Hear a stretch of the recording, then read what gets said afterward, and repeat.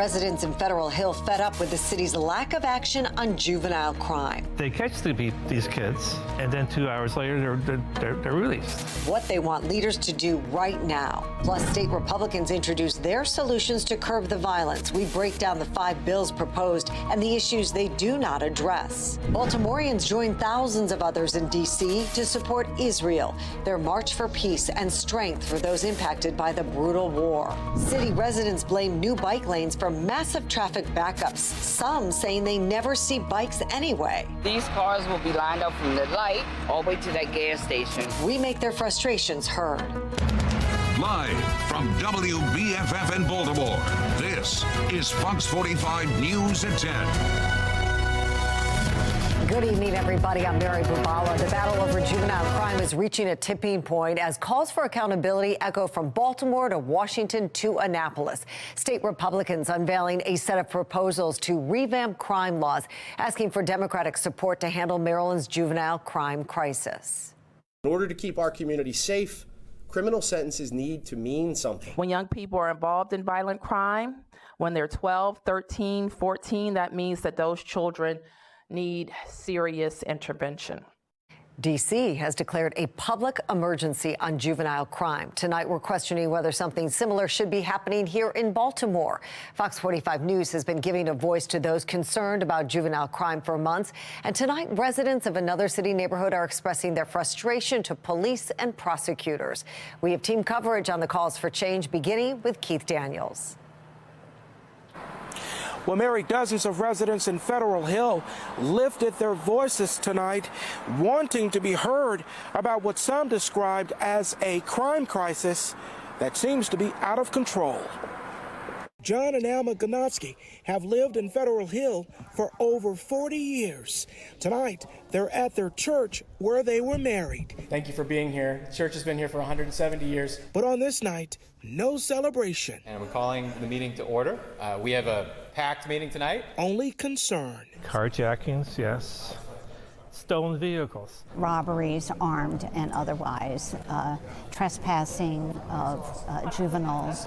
The couple is at the Light Street Presbyterian Church in Federal Hill for a neighborhood association meeting. Today, there were about a dozen kids up there. Some people feel as if they're being targeted. Top thought for the group, the uptick of juvenile crime in their community. I'm assuming I'll be addressing some concerns that we have when it comes to juvenile crime. Representatives from several entities, including the City State's Attorney's Office Juvenile Division and Baltimore Police, fielding questions from residents looking for answers about an issue they say of this uptick in crime in what was apparently a safe neighborhood that seems out of control. They catch these kids, and then 2 hours later, they're released. And there must be some sort of systemic reason for that just isn't right. We have a juvenile that has been locked up well over 30 times for robberies. While he does not live in this community, he has targeted people in this community. Just about 3 weeks ago, police investigating an early morning crime spree. A string of carjackings and armed robberies reported across Canton and Federal Hill. Surveillance from a nearby home shows a group of masked suspects approach a woman walking her dog near Federal Hill Park. Reports described a group of 5 to 10 masked suspects and at least one suspect armed, police say. We have made some good strides with the violent crime within the Federal Hill community. Back at the meeting, the concern over the crimes and police. We would like, I think, to see more actual patrols. We feel like we're at a tipping point that if we don't get a handle on the crime now, it's going to get really out of control. Well, in the end, the police captain said over the past 28 days, they've arrested 11 juveniles. 11 juvenile arrests for robberies in Federal Hill. He said his officers are targeting juvenile offenders. He also added that, in his words, quote, police have a very good working relationship with prosecutors to help hold these juvenile offenders accountable. We're live tonight. Keith Daniels, Fox 45 News. Keith, thank you. Of course, juvenile crime concerns extending to all corners of the city. A 12 and 14-year-old were arrested for assaulting a woman and trying to steal her car near Patterson Park earlier this month. They were released just 2 hours later after police received a call from DJS. A 13 and 14-year-old were shot during an attempted armed robbery over the weekend near Johns Hopkins Hospital. Investigators are trying to determine if the teens are connected to a carjacking that happened the same night. Police scanner audio from the shooting revealed BPD's Foxtrot helicopter wasn't operating that night, which some say could have ended the threat sooner. It's not only as a force multiplier in that from above it can replace 10 to 15 police officers on the street, if not more, but it also is critical because the BPD has a restrictive pursuit policy. So officers are really, really discouraged from engaging in pursuits and in many cases outright prohibited. Police say Foxtrot was not scheduled to be up at that time. As for the 13 and 14-year-olds, BPD has not confirmed what charges, if any, they could face. We've heard from police, prosecutors, and parents for months now asking the General Assembly to address youth violence. Now, state Republicans are unveiling a set of crime proposals, asking for support from Democrats. Fox 45's Mackenzie Frost takes us through the plan and some lingering questions. There are 5 different bills in this public safety package. Some of them aren't new, like the Violent Firearms Offender Act, but others were crafted specifically from concerns we've been hearing about from parents, prosecutors, and police when it comes to juvenile crime. The next legislative session is about 2 months away, but Tuesday... Good morning, and thank you for joining us. House and Senate Republicans rolling out their proposal now to address public safety. There is an expectation that the governor comes to the table. In response to the death of Pavel Lepere, the 26-year-old tech executive who was killed in her own Baltimore apartment building, the suspect, Jason Billingsley, who was released from prison early after a previous rape conviction thanks to what's called diminution credits, or credit for good behavior or participating in work programs. Now, the GOP tailoring a plan targeting those credits. In order to keep our community safe, criminal sentences need to mean something. The plan seeks to end the credit system for people convicted of first and second degree murder and cap it for other offenses. But one of the hallmark bills in this package centering around juvenile crime in Maryland. The Juvenile Justice Restoration Act is a response to loud outcry from the public, law enforcement, and state's attorneys. The plan calls to allow for a parent approval of a juvenile facing questions from law enforcement to be a substitute for an attorney. Requires anyone under 13 who commits a crime with a gun to be supervised under the Department of Juvenile Services. And if a kid is arrested 3 or more times for the same nonviolent crime, like car theft, that juvenile will go to DJS. The plan comes on the heels of 2 juvenile crime hearings in the House, where prosecutors from around the state... If a crime clearly has occurred, we should allow our officers to take action, and it's frustrating to the community that we cannot. Have all but begged lawmakers to amend the current laws preventing kids 13 and younger from facing charges for certain nonviolent crimes, like car thefts, where in Baltimore alone, there's been a 227% increase this year compared to last. But the juvenile crime crisis isn't just confined to the walls of DJS facilities, and juveniles on home monitoring are finding themselves victims of crime, like Jalen Richards, a 12-year-old gunned down in South Baltimore. Or suspects like Tristan Jackson, wearing an ankle monitor during the Brooklyn Day mass shooting in Baltimore, and now it's not clear if the Republican plan has the details ironed out. Is there an element in this proposal that goes after the home monitoring aspect of DJS? So not in this particular proposal, no. So just so I'm clear, you're referring more children to DJS, but not providing funding or programming to help DJS supervise them? House Minority Leader Jason Buckles stepping up to answer instead. No one thinks that an 11-year-old who shoplifts should be referred to a facility. People do think that a 15 or a 16-year-old, that perhaps it's their second or third time that they've committed these escalating series of crimes. It starts with a nonviolent car theft and goes to a carjacking and goes to a first-degree assault and goes towards taking a shot at someone. Those kids need more than what the child in need of assistance or child in need of supervision system can provide them. And so I think resources have been cut That's a budgetary issue. As you know, we'll see what Governor Moore's budget says. While Republicans remain hopeful their plans will succeed, passage will hinge on support from Democrats in the State House. Juvenile crime policy will no doubt be a major topic during this upcoming legislative session. So far, we have yet to see specific plans from Governor Wes Moore or other Democrats here in Annapolis. In the State House, Mackenzie Frost, Fox 45 News. And again, the Republican crime plan is made up of 5 different bills. That includes the 2 Mackenzie just talked about, the Safe Communities Act and the Juvenile Justice Restoration Act. Now, the 3rd bill is new this year, the Drug-Free Roadways Act of 2024. This legislation seeks to reverse a plan passed last session banning police from using the smell of marijuana as a reason to make a traffic stop. Republicans argue allowing law enforcement to make these types of stops can help get guns off the streets. The last 2 bills have been introduced before, including the Gun Theft Felony Act of 2024. That would make the theft of a firearm a felony. GOP lawmakers have introduced this bill since 2018 without any success. And then there is the Violent Firearms Offender Act. It calls for increasing the penalty for somebody who uses an illegal gun from 3 years to 5 years. It also calls for penalties for somebody who knowingly gives or sells a gun to somebody to commit a crime. The legislation was a top priority for former Governor Larry Hogan, but it failed to pass. We had legislation that we thought was critically important, and every single year, all of the city leaders and all of the city legislators killed those bills. That's my biggest frustration of being governor, that we couldn't get that fixed. But it wasn't for a lack of trying. It was for a lack of cooperation. Well, one group of Maryland lawmakers will meet for a 3rd hearing on juvenile crime next month. That hearing, like the 2 before it, will not be a special session, and lawmakers will not be able to pass any legislation to tackle the problem at that time. They will have to wait until the session starts in January. And as the Carroll County Sheriff points out, it'll take much longer than that to see any new laws actually take effect. If you don't work on this immediately and you say we're going to look at it in January and we're going to ask the governor to sign it in April, May, or June, and it's effective in July or maybe October, the wake of victims is going to be tremendous.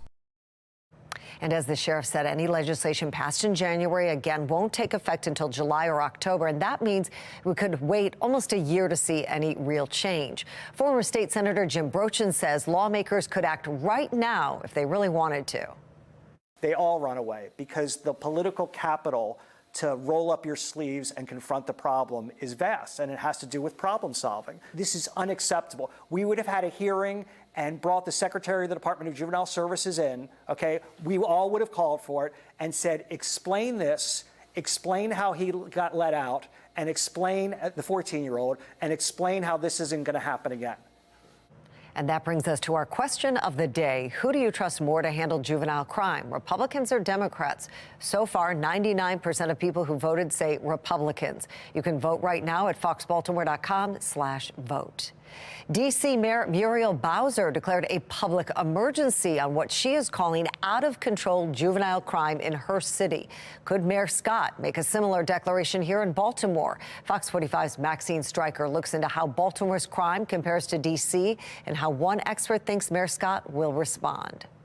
In the nation's capital, violent crime is spiking among young people. Young people need to have consequences and boundaries. And the mayor is taking action. When young people are involved in violent crime, when they're 12, 13, 14, that means that those children need serious intervention. D.C. Mayor Muriel Bowser declared a public emergency order Monday in hopes of addressing youth crime. The mayor calling it an imminent threat to the health, safety, and welfare of residents. In Washington, D.C., in the first 9 months of 2023, there were 458 juvenile arrests for robbery, carjacking, homicide, and assault with a deadly weapon, a 10% increase from the year before. The mayor is calling on the Department of Youth Rehabilitation Services to increase capacity for youth in their custody and for real-time monitoring of GPS devices upon their release. She's advocating strongly for tougher consequences and pushing back against the lenient laws. We believe that more kids, as you've heard me say many times, if they've been, arrested for robbery after robbery, shouldn't be in a group home, in my opinion. They should be in a secure, detained space. Meanwhile, in Baltimore City, youth crime also persists with little to no repercussions. Earlier this month, police say a 12-year-old boy used a gun to rob a 31-year-old.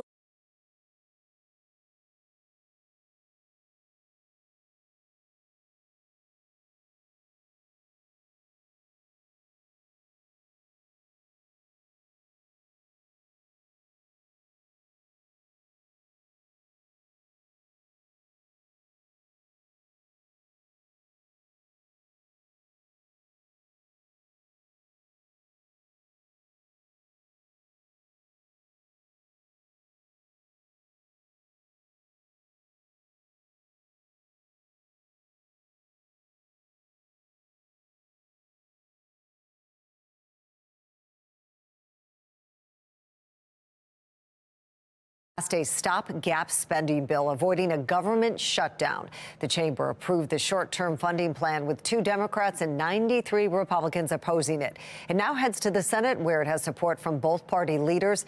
If not approved, the government was set to shut down at midnight on Friday.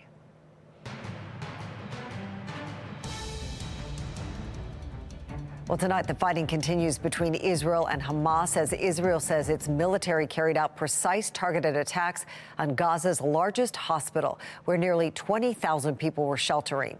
Israeli officials believe Hamas headquarters is underneath. This comes as thousands of Jewish Americans descended on Washington, D.C. to march for Israel, showing their support and asking for those held hostage by Hamas to be freed. Those in attendance saying Israel has every right to defend itself. Stick with us and know that this is really about the fight of good versus evil in the world. If you really look at what's happening and you really look into it and educate yourself, you're going to realize that if we weren't fighting, we wouldn't exist.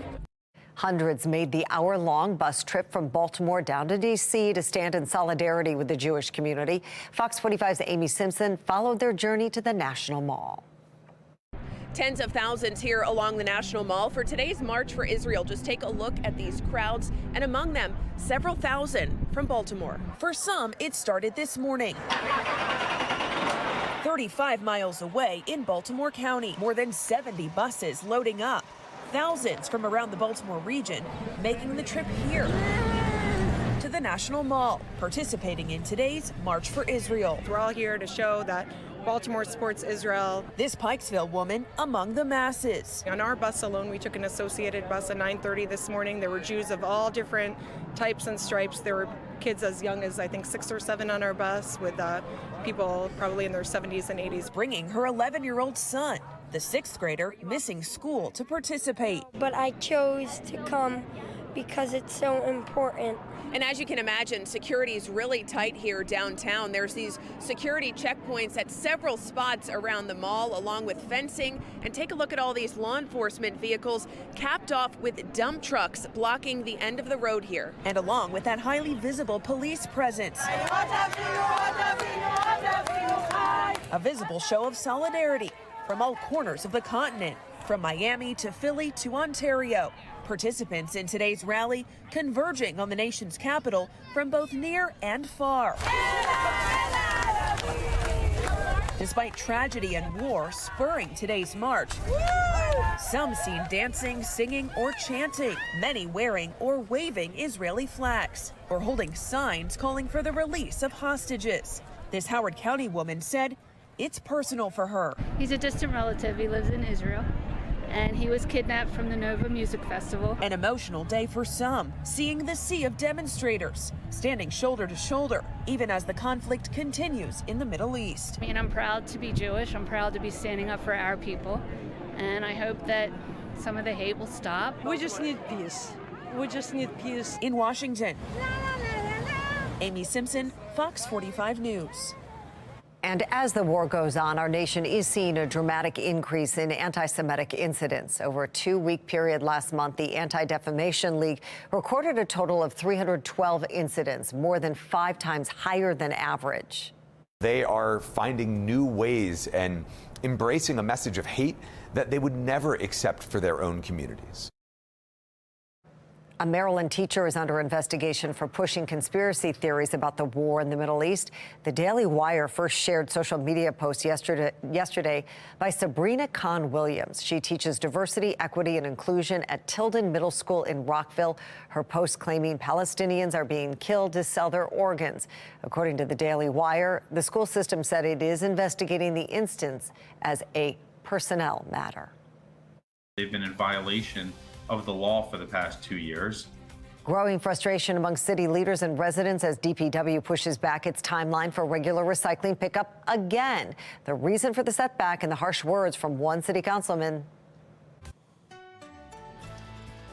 And neighborhood by neighborhood, it looks like a frosty morning setting up for tomorrow. You'll need to leave some extra time to warm up the car and get the scraper going on the windshield. 39 degrees here in Baltimore, 29 at Bel Air.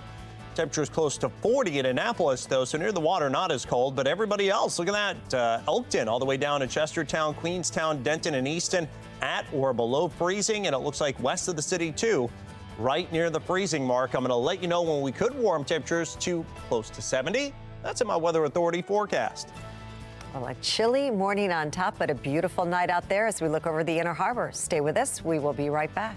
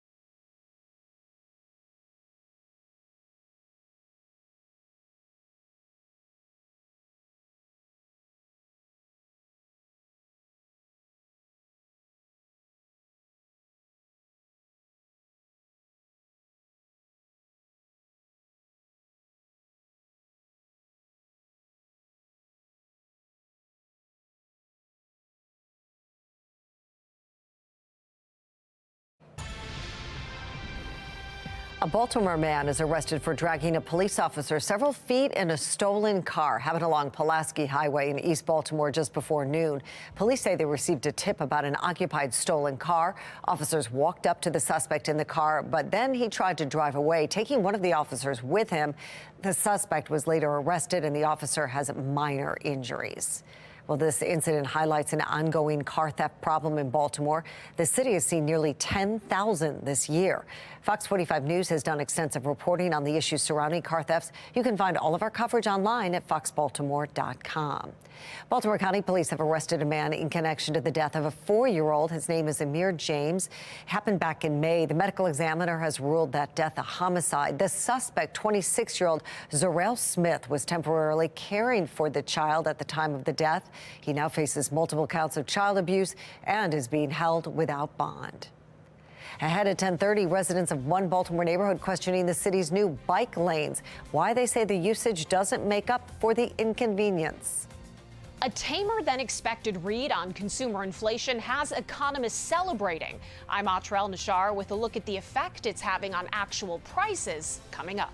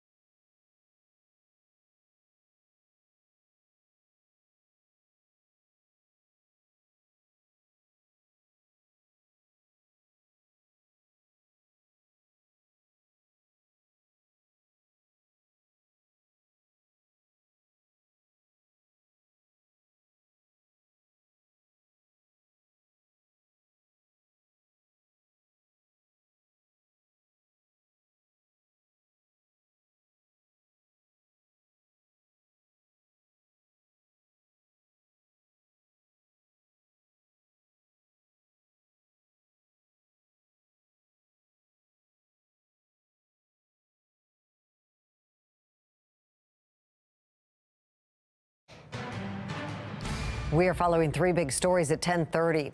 A heated exchange during a Senate hearing almost leads to a fist fight. Why one lawmaker took exception to a union leader's comments. The city's target date for weekly recycling pickup is approaching. Fox 45 News investigates the hurdles that's keeping city leaders from resuming the program.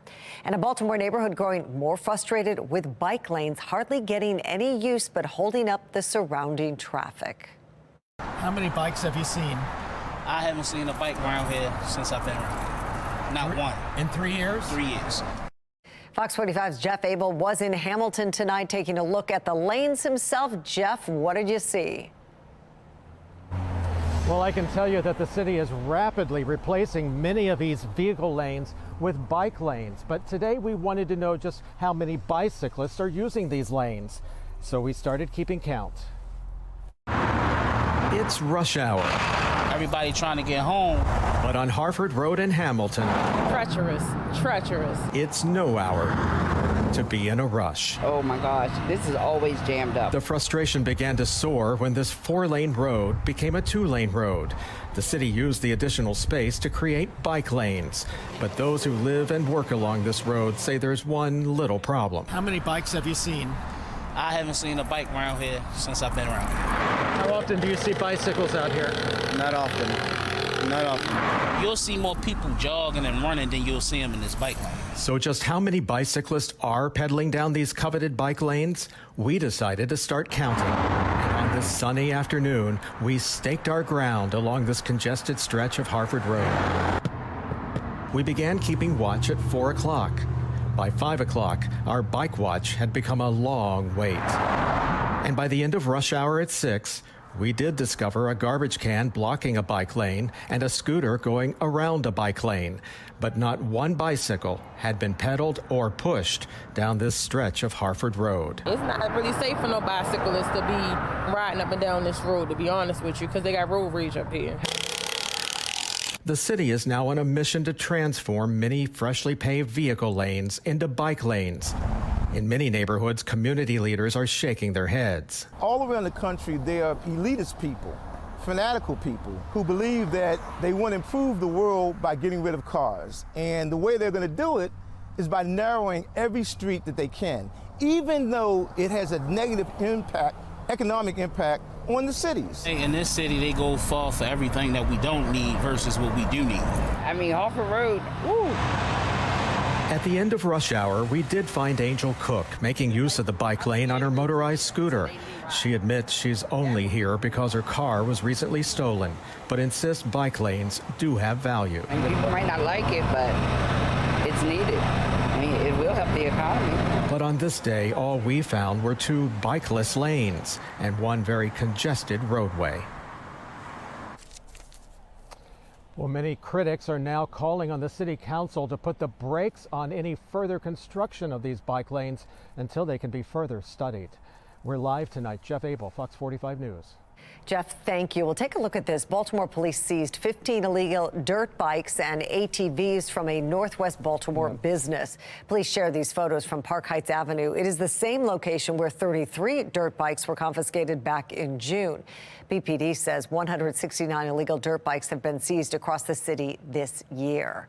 And many of those bikes now sitting at an impound lot on Pulaski Highway. Meanwhile, residents are growing frustrated with the bikes disrupting drivers and neighborhoods. It's a nightmare. There's bigger problems that they seem to worry about, and I get that. It's just annoying. It's drives us crazy. I would call for a day of accountability. I'd bring those bikes together, bring a bulldozer, I would crush every one of them, and then pile all the confiscated guns and crush them as well. A day of accountability for those dirt bikes and for guns. A BPD spokesperson saying if a dirt bike is stolen, it is returned to its owner. But if the bike or ATV was used on the streets illegally, it is up to the city solicitor to determine if it is returned to its owner. DPW is the poster child for an agency that needs to be completely revamped. They are the highest funded city agency, and they are failing to perform their most basic functions. It has been nearly 2 years since Baltimore City saw weekly recycling pickup. Mayor Brandon Scott promised it would happen by February 2024, but now it looks like residents will have to wait even longer. Fox 45's Rebecca Pryor looks into another round of setbacks within the Department of Public Works. After almost 2 years of rolled back city services, finally a clear timeline that will help clear the sidewalks, piles of plastic, and mounds of cardboard caused by bi-weekly recycling. When are we restarting weekly recycling? You will see the first rollout in February. That would be our first initial rollout, and then you'll see the rest of it will be around April or so. But just 3 weeks later, the exact same question. When are we restarting recycling? We still don't have a date yet. Not receiving the same answer. So were those dates that we were given previously, are those incorrect? I would say we're evaluating those more thoroughly. Citing continued staffing shortages and a lack of working trash trucks, DPW Director Richard Luna walking back the promise made in the prior hearing and in the mayor's State of the City address back in April. You have my word that we will return to weekly recycling by Q1 of 2024. Enough is enough already. Pointing to the city's own charter requiring recycling to be performed weekly, Councilman Yitzi Schleifer now calling for a complete overhaul of DPW leadership. They've been in violation of the law for the past 2 years, and no other jurisdiction has had this kind of impact and had this stuff go off the line the way Baltimore City has. Similar calls also coming from city residents. I had to build a fence to contain it all, to hold it for that long and, not create a bunch of litter around the neighborhood. Desmond City among the 200 residents joining this petition against the city demanding restored recycling. That frequency is codified in our city charter, and it's not an option for the mayor to be out of compliance. Today, Fox 45 sending questions to DPW asking why the new weekly recycling timeline was retracted, when a new timeline will be established, and what is the response to residents who are frustrated by the lack of basic city services. So far, no response. In Baltimore City, Rebecca Pryor, Fox 45 News. Recycling pickup isn't the only recent issue plaguing DPW. Fox 45 News has repeatedly heard from Baltimore residents who are saying they're being overcharged on their water bills. One woman saying the bill for her one-bedroom apartment ballooned to more than $15,000, enough water really to fill an Olympic-sized swimming pool. DPW has also dealt with 2 water quality crises in the past year, including an E. coli contamination and a parasite that causes GI issues. The department also lost control of the Back River wastewater treatment plant for months after toxic substances were found in the water. The state says there were failures from all levels of leadership at the plant. Well, tempers flared at a Senate hearing this afternoon. A fistfight nearly broke out between Oklahoma Senator Mark Wayne Mullen and Teamsters Union President Sean O'Brien. Take a look. Sir, this is a time, this is a place. If you want to run your mouth, we can be 2 consenting adults. We can finish it here. Okay, that's fine. Perfect. You want to do it now? I'd love to do it right now. Well, stand your butt up then. You stand your butt up. Oh, hold on. Big guy. No, stop it. Is that your solution every Hold it. No, sit down. Sit down. Okay. You're a United States Senator. The argument stems from a series of tweets by the Teamsters president calling Senator Mullen a little man and greedy CEO. Vermont Senator Bernie Sanders intervened to restore order in the room. Well, there is some optimism in Washington as October's inflation report came in better than expected. But as national correspondent Atra El-Nashar reports, the data beneath the headlines is raising some red flags. The U.S. is now the closest it's been since the pandemic to seeing an inflation rate economists consider normal. In October, consumer price inflation fell to 3.2% year over year. Drops in utility costs and gas prices are a big reason why. I imagine for a lot of people it feels good to know that they can get more fuel for less money. Core consumer inflation, which excludes volatile food and energy prices, dropped slightly to 4%. The better-than-expected reading sent stocks soaring Tuesday. Also welcome news at the White House. President Biden says he's still working every day to lower costs, praising a 21-month streak of unemployment below 4%. But recent polling paints a more complicated picture of how everyday Americans feel. A new Financial Times Michigan Ross survey finds 57% of voters say they're having trouble getting by or just meeting expenses. While the overall inflation rate is declining, actual prices at the grocery store, for instance, are still going up, just at a slower pace. According to the U.S. Department of Agriculture, a moderate monthly grocery budget for a family of 4 when Biden took office in January 2021 was $929. Now it's $1,099. The president getting low marks on the economy even within his own party. Only 24% of Democrats said they're better off financially than when Biden took office. The issue front and center in the 2024 presidential race. The rich are getting richer and the poor are getting poorer. We have inflation in this country that is choking every American family that wants to try to rise up.